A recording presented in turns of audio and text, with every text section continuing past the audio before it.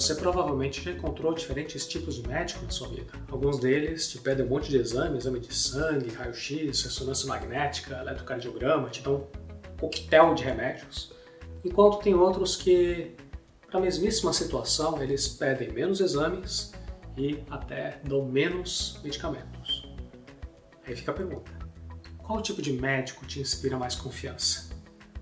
A sua resposta provavelmente vai indicar qual que é a sua expectativa com relação ao uso de tecnologias no tratamento médico.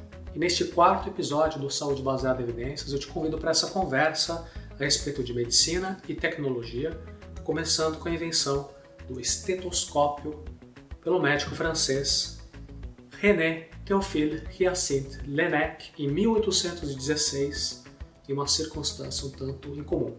Ele estava num dia normal de trabalho no Hospital Necker, em Paris, e uma jovem mulher o procurou por estar com uma desordem cardíaca. Ele tentou várias técnicas de percussão, de palpação, colocando a mão sobre o corpo dela para tentar identificar alguma anomalia pelo toque, mas o problema é que essas técnicas não funcionavam nela, que era uma pessoa obesa. O Dr. Laennec então pensou em aplicar a auscultação cardíaca, ou seja, colocar a orelha no peito dela para escutar os batimentos cardíacos, só que, se tratando de uma moça, ele queria um recato maior.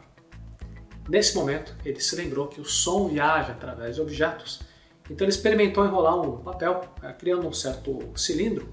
Numa ponta ele colocou o ouvido dele e a outra ponta ele colocou no peito dela e escutou. O resultado foi tão bom, depois ele até aperfeiçoou esse instrumento, criando um tubo de madeira e dando a ele o nome de estetoscópio. Estetoscópio em grego tem os radicais stetos, que é peito, e scopen, exploração. Por que a gente está contando essa história? É que a inovação tecnológica do estetoscópio, essa exploração do peito, é praticamente uma autópsia do paciente ainda vivo. Isso deu uma nova dimensão para as análises do médico. Foi uma boa invenção porque isso ajudou no diagnóstico bem preciso de doenças, por exemplo, como a tuberculose. Só que vamos lembrar que a gente está falando disso de 200 anos atrás. O grande público naquela época via o estetoscópio com muito medo, que era uma coisa esquisita. Não era normal os médicos usando um instrumento. Aliás, naquela época, isso até deu início a um debate com duas visões opostas. De um lado você tinha aquela prática tradicional da medicina em questionar o paciente, em fazer relatórios personalizados, contando com todas aquelas observações cuidadosas, né, dos sintomas exteriores a partir do olhar, aquele exame do médico experiente. E de outro lado, começava a surgir a tecnologia, apresentando instrumentos que ficavam no meio do caminho, se interpondo entre o paciente e o médico. E num cenário catastrófico, os médicos, o que aconteceria? Eles perderiam um dia a habilidade de realizar os seus exames, eles ficariam cada vez mais dependentes de máquinas para chegar a alguma conclusão. Será que é um cenário exagerado? Bom, no livro Medicine and the Reign of Technology, o Stanley Joel Reiser fala que o estetoscópio ajudou a criar um médico objetivo.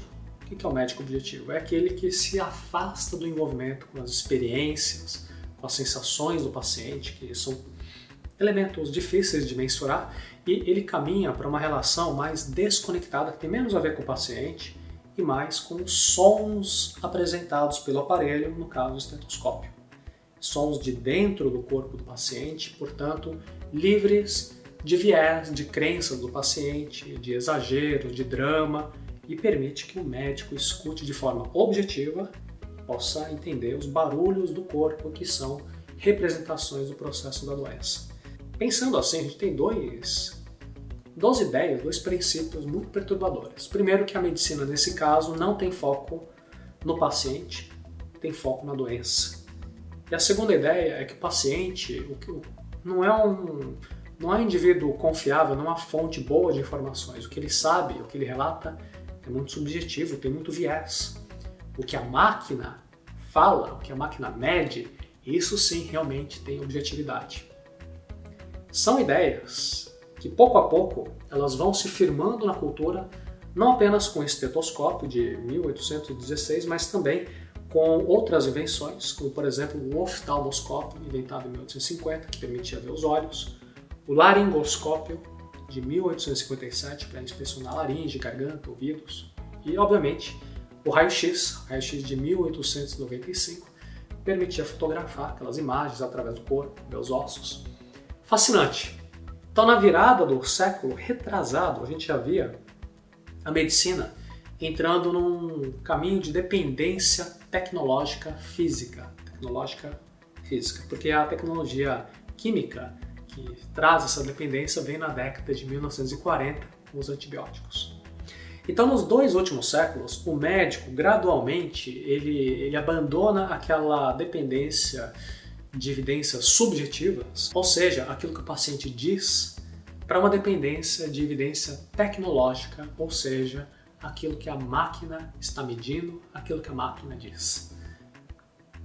O bom médico é aquele que junta as informações, ele sabe como usar cada uma delas. Um médico perigoso é aquele que segue uma visão parcial.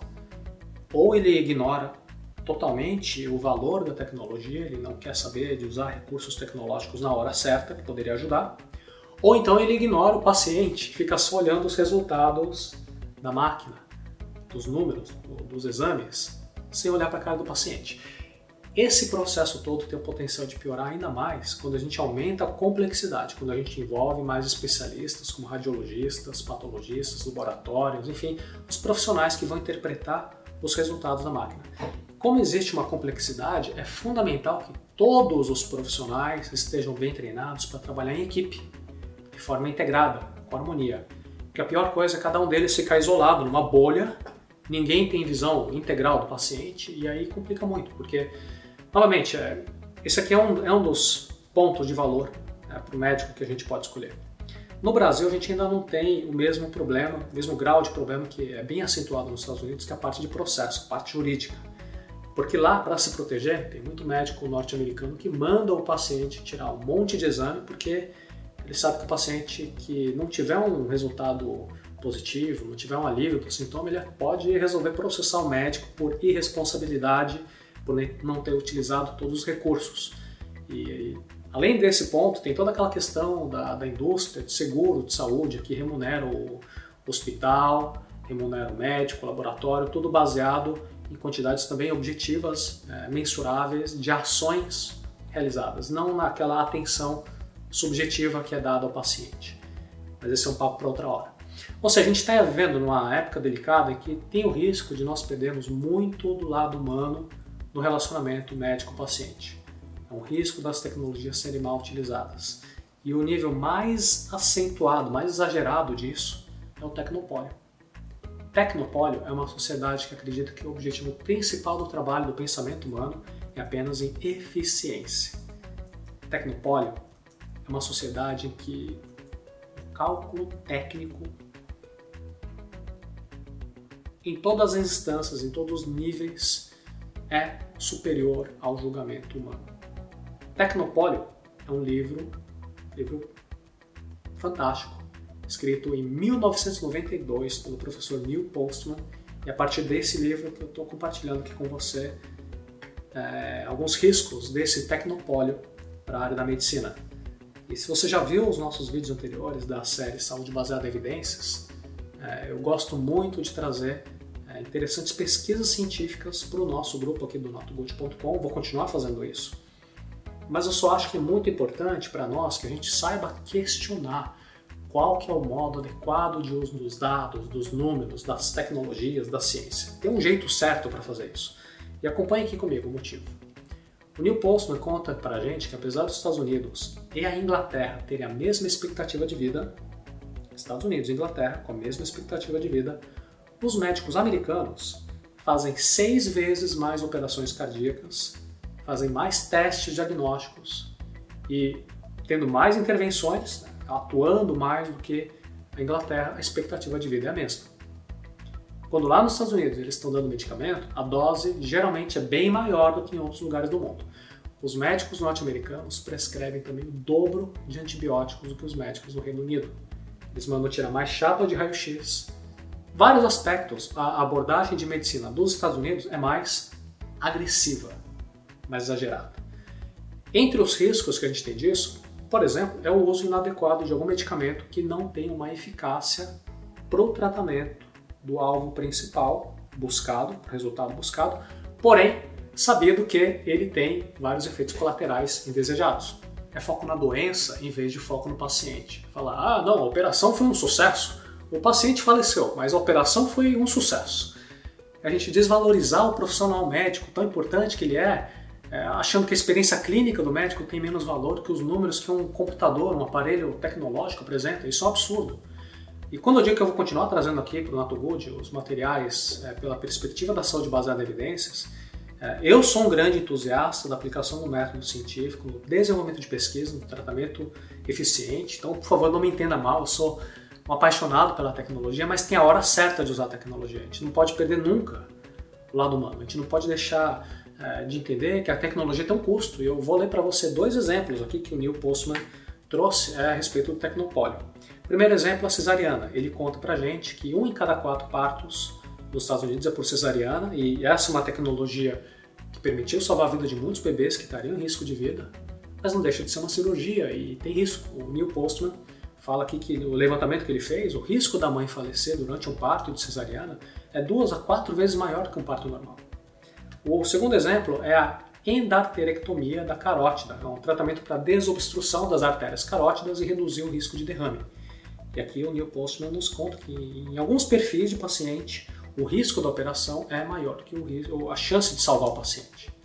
Então a gente tem que entender quando é que a tecnologia pode trazer benefícios para nós e quando que algumas intervenções trazem mais desvantagens do que vantagem. A gente tem que entender quando é que a gente está utilizando tecnologia e quando nós estamos sendo utilizados por elas.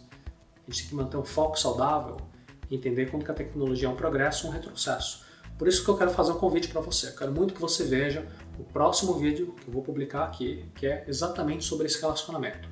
Você acompanha aqui com a gente o youtube.com/NatoGood.